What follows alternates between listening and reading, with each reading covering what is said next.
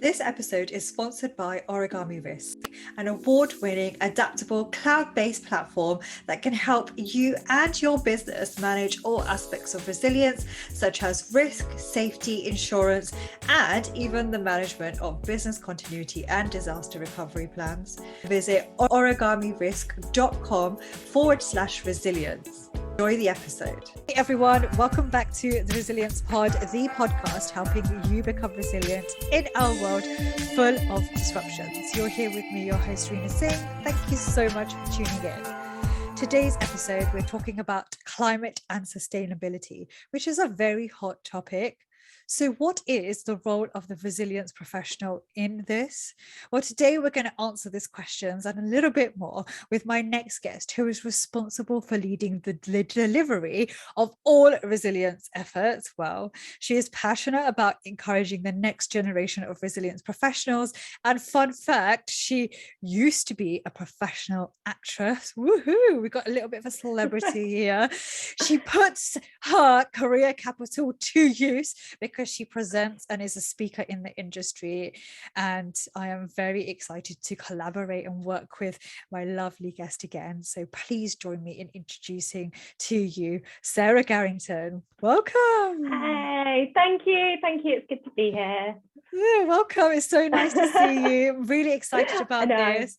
We have done a podcast together, but in a different platform, in a different life. So excited that you're on the pod talking about something that's, again, like I said before, is hot topic, climate change and sustainability. And before we get into the nitty gritty, is like, what is it? What is climate change and sustainability?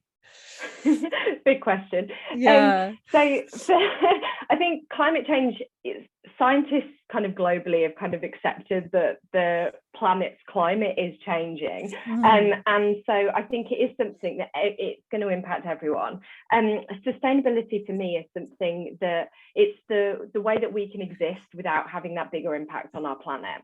And that's kind of whether it's you as an individual, as an organization, as a community, you know, there's lots of different kind of areas that you can approach this.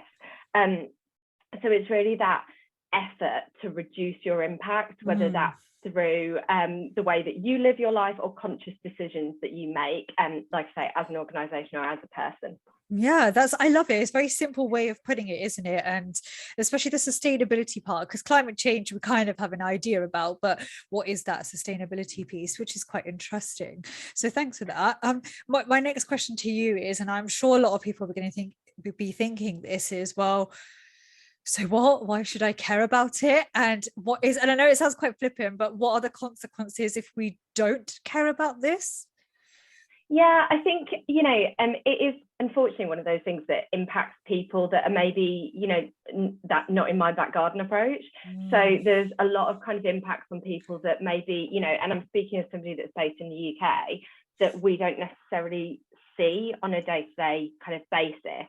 And for me, that there are impacts from a business perspective when we're thinking about, you know, supplier resilience and our kind of general supply chains, but also thinking about things like, you know, it's kind of accepted that river levels and water levels and sea levels are all going to rise in the future. So what does that mean for you as a business, whether you're, you know, living in a floodplain or near a waterway, a coastal area, you know, whether you've got a head office somewhere like that, and also how you kind of react to things like extreme weather events. You know, like in the UK, we've had a lot of big storms recently, and how do we kind of make sure that our businesses are prepared to deal with all these kind of little niche risks that come as a result of climate change? I think also it's kind of one of those things that people feel very overwhelmed by. I think, you know, eco-anxiety is definitely something that it's a word that I think I hear quite a lot. And I think because of that, a lot of people kind of go, oh, well, you know, it's too big for me to think about. I can't find a simple solution to the problem, so I'm just not going to try.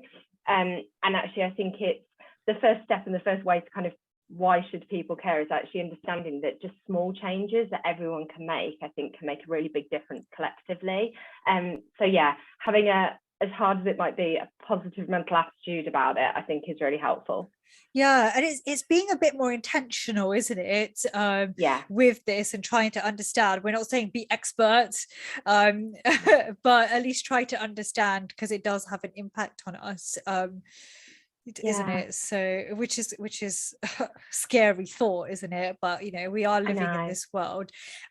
There's going to be a question on everybody's mind, and it's always that question in the resilience world is, well, who's responsible for all of this tedious, like, massive task? Everyone. So I think it's really difficult because it is one of these things that could actually sit in many different kind of parts of an organization. So in my organization it sits with me. In different organizations you get it sitting with facilities, with operations, with kind of other parts of the business. And I think there are different, like I say, niche risks that need to be considered in regards to kind of where it sits. I personally, I would say this, think it sits in the resilience world because it is ultimately a resilience issue. It's how is the business going to react to an external event? And, actually for me, that is in a way, kind of making the organization more resilient. And, there are kind of legal and regulatory obligations as well that some people might fall under. So actually it could sit in a general counsel kind of legal world as well. But for me, I think everyone kind of playing a part together is actually really key to make sure that, talking again about an organization, that the organization understands the impacts and can work to kind of mitigate those as well. So yeah, having that kind of combined effort, spearheaded maybe by resilience, I think is really key. That is really fascinating. And, I think we're going to talk about this a bit later on. So I'm going to refrain from asking you like all the questions in one question. But that's quite insightful because we are all responsible, as you say, but then it sits with different areas. And that resilience link is quite interesting because it nicely links to my question of, well, is it relevant to business continuity resilience professionals? And I know you've touched upon it a little bit, but I'd love you to elaborate a bit more to make it crystal clear to everyone. Yeah, so I think the way that I see it is it's another risk. Like I say, it's an external threat impacting the business. So it's just another kind of risk that we have to deal with. And I think there's quite a lot of stigma around it still. I think a lot of people see it as something that they have to restrict what they do and the way that they live their lives, and I think there are some key kind of factors that everyone can take on a personal level. Everyone can kind of take into consideration, whether it's buying your clothes secondhand or, having meat-free Mondays or whatever you personally choose to do. But I think a lot of people see it as restrictive, which kind of means that then it does have this kind of like, oh, I don't want to touch that. I don't really want to deal with that sort of, I don't know, ethos around it maybe. So I think for me, from a resilience professional's perspective, it is a risk that we have to deal with. So like I said, whether we touch on the legal kind of standpoint and looking at things like, COP26, and what are the outcomes from that and how do they impact us as an organization, looking at things like diversification of supplier resilience and supply chains. So actually, if you've got a critical supplier that's based in an area that maybe suffers tsunamis or something like that, how can we actually diversify that and reduce the risk on the business? I touched on earlier about the kind of the flooding element. I think there is also for me a piece around kind of colleague resilience and kind of the well-being of our people.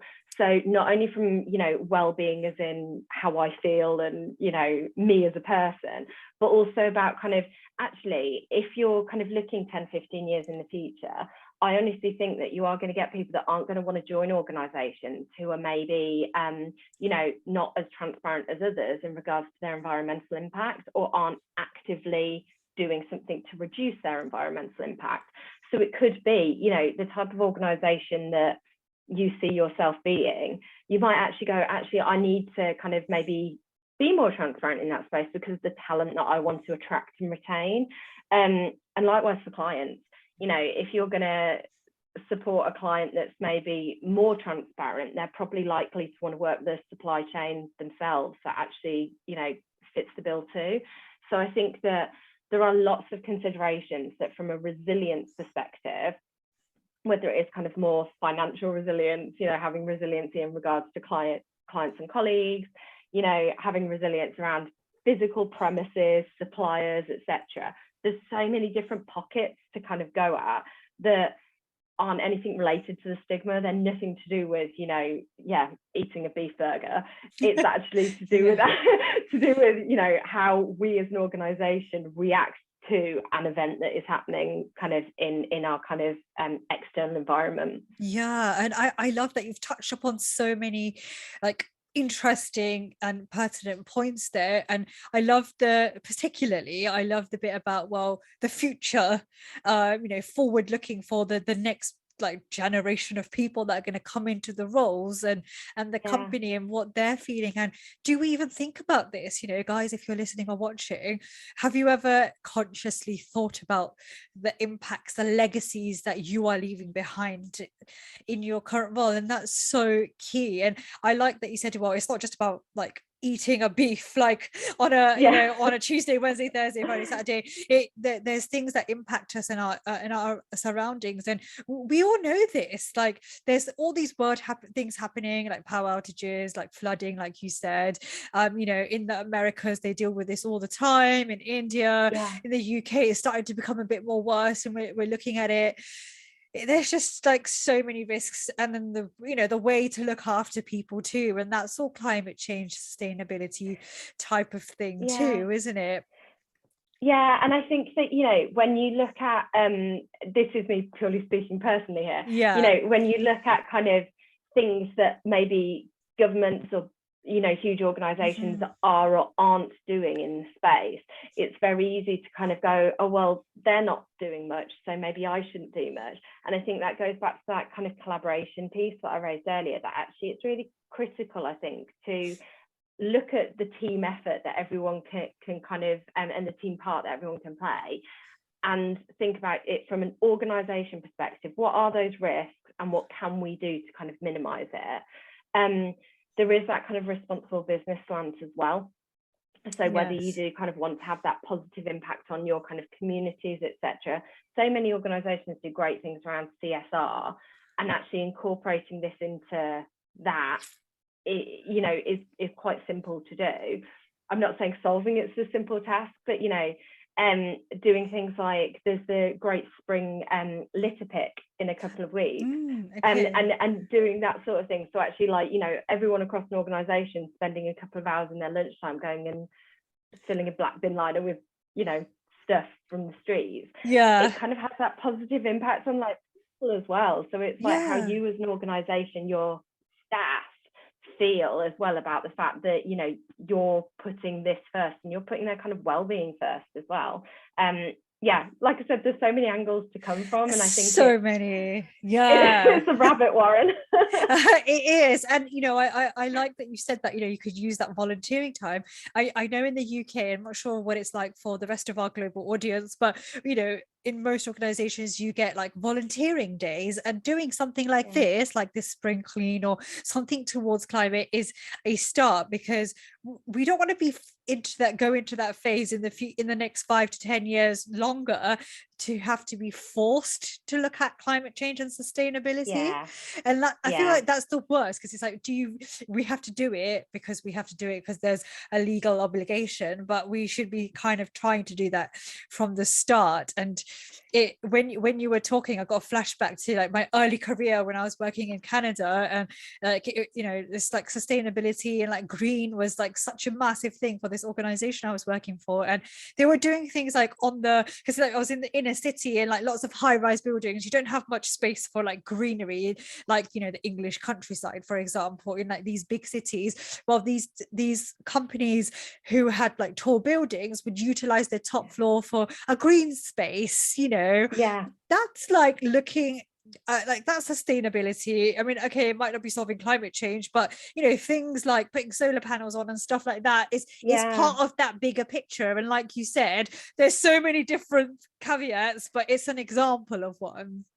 Yeah, absolutely. And I think it's the World Wildlife Foundation, I believe, who actually have like a kind of green space within their office that's like, you know, full of plants, and it's got areas to sit and stuff. And it's like a decompression space.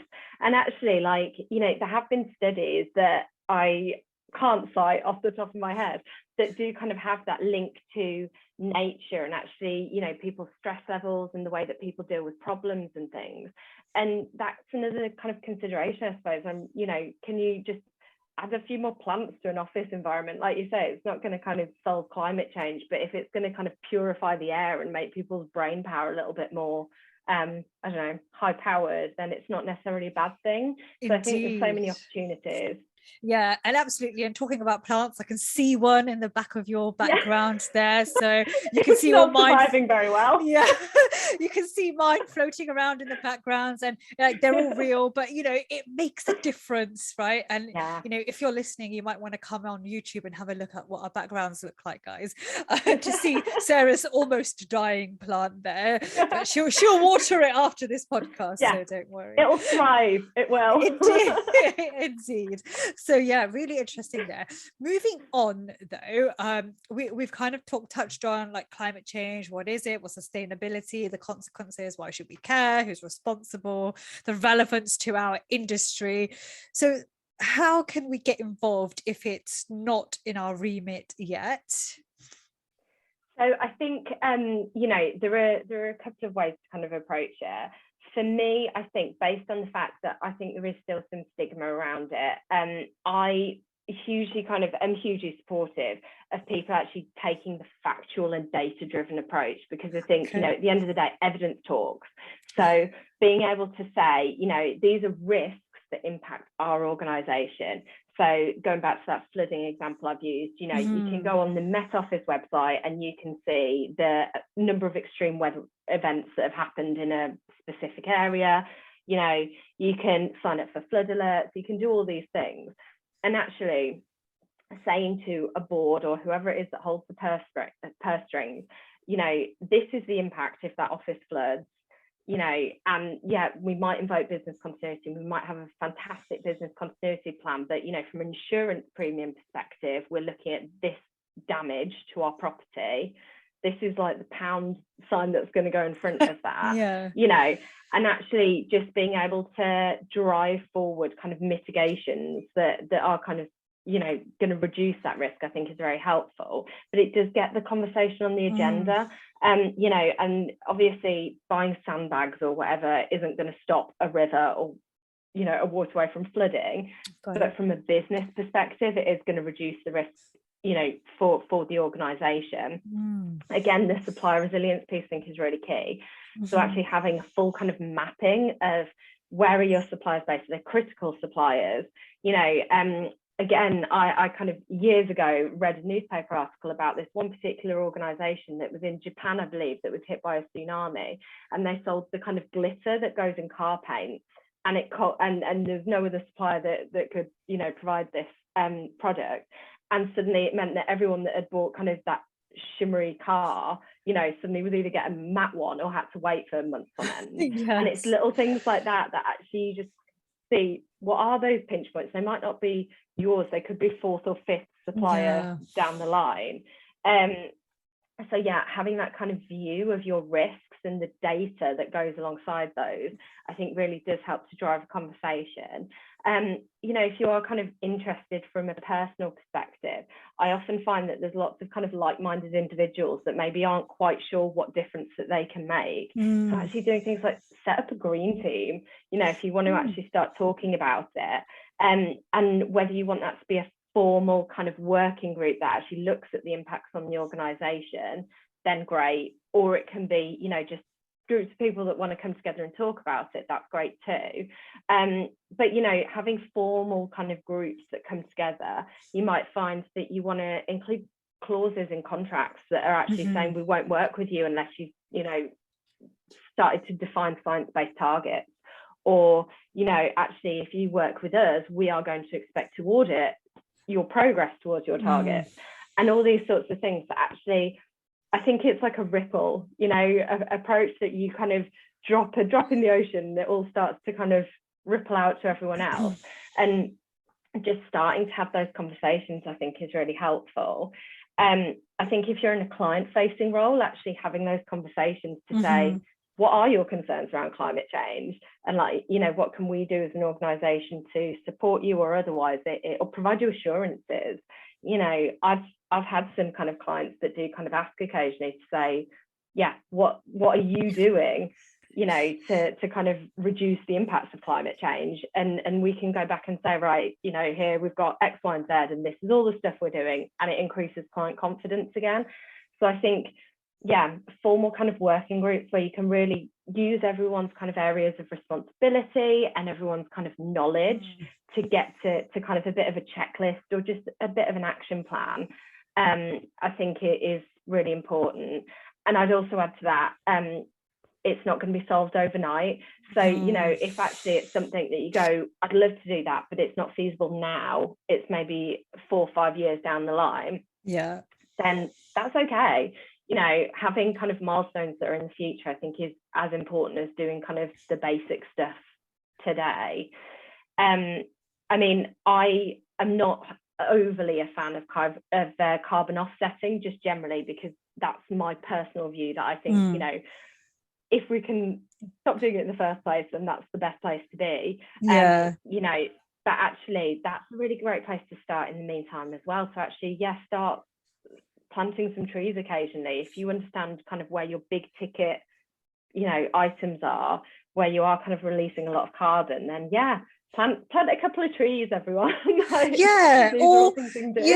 so true. Or recycle, you know, like recycle plastics or buy less of them. And I know it's hard because when you go into the supermarket, especially in the UK, everything is covered in plastic, but you can make some conscious decisions or use the recycling that's available to you and eliminate like any toxic stuff. And we had a recent podcast on like the effects of plastics and toys and, you know, the gaming industry and that. So there's like a whole like vast things you could do. So I like that you've kind of taken it from a business perspective and then like personally some small changes, Sarah, because that's quite pertinent. And one thing I would like to add on top of that is, you know, Sarah's not saying, and I'm putting words in your mouth here, you have to go and do all these things. If you don't know in your business who's doing it, the first step is to like, why don't you go and find out? Because if someone asks you what is your green initiative or climate sustainability, whatever, you at least you know where to look, and that's half of the battle won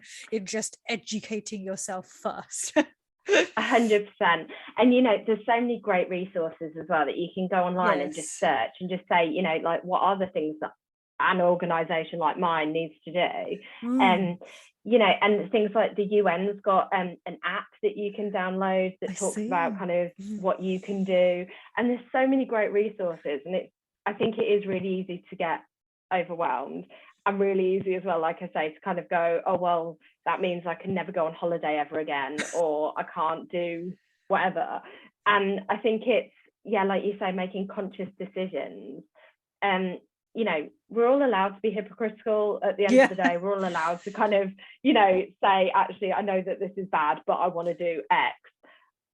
That's fine occasionally, you know, nobody's perfect. But I think a million people being imperfect is better than everyone or one person being perfect. And we all have a choice, so the choice is there for you guys to make should you wish. Wow, some very interesting and intense conversation there, but much needed, because you know it is a hot topic. Not many people kind of really understand it. I'm still trying to get my head around it, even though I've kind of been exposed to that from early career, but still you don't really put two and two together, do you, until you reflect on it. And there's going to be my final question to you before we close up is, you know, there's resilience professionals now who have suddenly, on top of everything else they do in the resilience field, got climate change and sustainability as part of their remit. So how would you approach this? So and I know you've got experience in this, that's why I'm asking her if you're listening or watching us. You know, what tips would you give to those resilience professionals who have suddenly got this landed on, another thing in resilience landed on their desks? So I think that's a challenge that all of us in the resilience industry have, isn't it? That we all just kind of, somebody somewhere goes, that's resilience, right? Give it to them. So I completely understand that this is another thing, and it's not another small thing, it's another huge thing. For me, the biggest thing, I think, or the first step to take, is to understand what the current position is. And actually, that could be what's the current desire in regards to sustainability. So actually, as an organisation, is this a losing battle? Is it actually something that nobody's interested in at all? Because if it is, to be frank, there are better things that we can all kind of be spending our time on. If there is a desire, and I hope that there is, then it is kind of, for me, going back to that data and going, okay, let's think about the risks, the same way that we would do any sort of horizon scanning. Let's horizon scan, thinking about the risks of climate change for our organisation. I think we've touched on quite a few here, but, you know, actually there are so many, like I say, resources online to just be able to go and just actually say, okay, what are the big things that are going to happen, you know, with kind of climate change? What does the future look like? Yeah. And actually start to kind of piece those together. You know, engaging with clients as well. I'm a huge fan of kind of having that conversation to actually say, okay, what do you need from us? So what are your assurances that you need from me? And actually being able to piece those together as well, and have those conversations. So I think, yeah, start gathering data about what's the desire and what the drivers. And once you can start to piece that together, I think you'll start to see kind of who needs to be involved and how to kind of put together a bit of an action plan. I like that, because sometimes when you get these things landed, you kind of want to go full swing in and 1000%, and we don't really think like, okay, well, what's the appetite? And we do this all the time with risks, with security, with business continuity. So why not do it with, you know, what's our take, what's our appetite on climate change and sustainability, or whatever else? And I really like that point, because to be honest, I wasn't expecting you to say that. It's like a good reminder to actually, well, wait, let's hold on before I go all guns blazing in. Like, what is it that we want to achieve, and how long is it going to take, isn't it? Because you said we're not going to achieve it tomorrow, unfortunately. So take a deep breath and have a think before we do anything further. And that's, and like, you know, you're speaking from experience, because, you know, you looking after a magnitude of resilience disciplines, and then you got this on your radar, and that's what you've done, and then you kind of taken the next baby steps towards that, isn't it? Yeah, and I'm really lucky that you know, I've got an environmental and sustainability manager in my team who's fantastic. You know, so she's the one that really has all the kind of knowledge, but actually being able to kind of even support her in saying, actually, this is how we as an organization need to approach it. I think it has been really, it's certainly been a learning curve for me, as well as a lot of other people, I think, when we're starting to have these conversations. Yeah, indeed. And I like that you've said that, and you've raised a really good point there, probably without knowing that this isn't about now you have to go away and become an expert and get 500 degrees certificates in climate change and sustainability. It's having the right people in your team to help you. Just like, you know, if you're responsible for a big department, you're not going to know the details, and you're not going to know the ins and outs of every single discipline, but you need to know how to put it together and navigate that.